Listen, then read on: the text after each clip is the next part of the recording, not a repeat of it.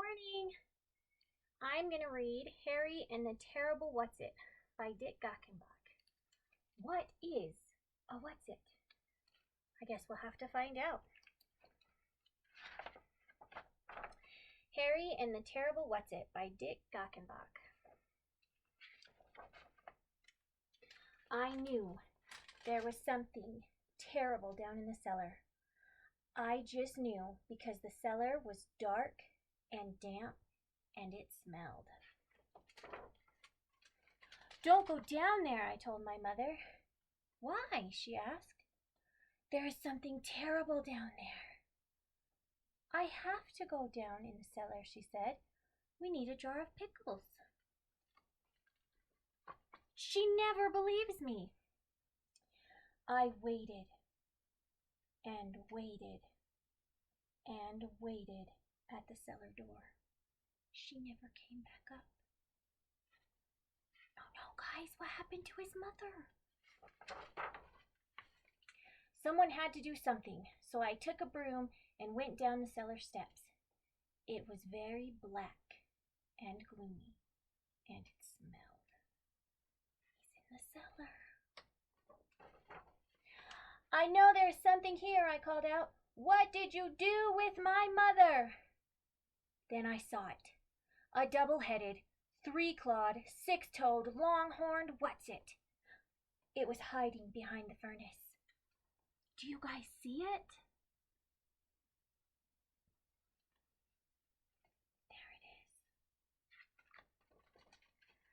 is. "Where is my mother?" I asked it. "The last time I saw your mother," the Whatzit said, "she was over by the pickle jars, runt." I was sure the Whatzit was lying. "What did you do with her?" I shouted, and I gave it a swat with the broom. Wham! That made the Whatzit really mad, and it came after me. I swung the broom again. Wham! The Whatzit didn't like that at all.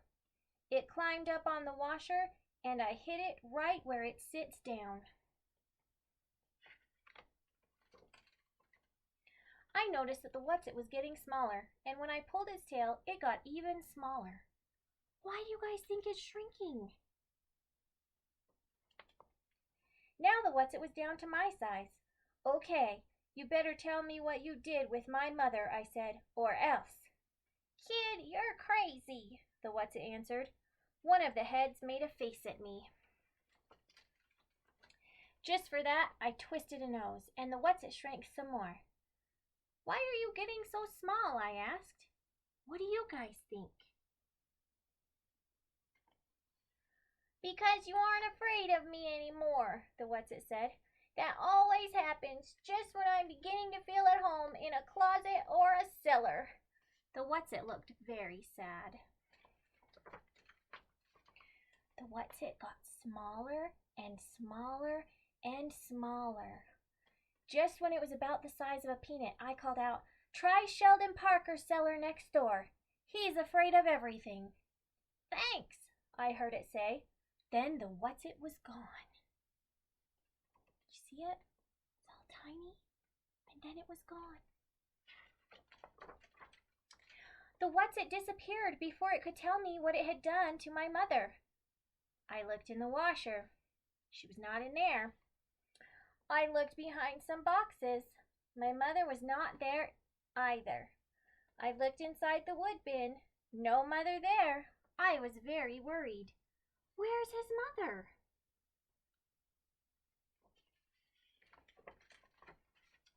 Then I found her glasses beside the pickle jars. But what had happened to the rest of her?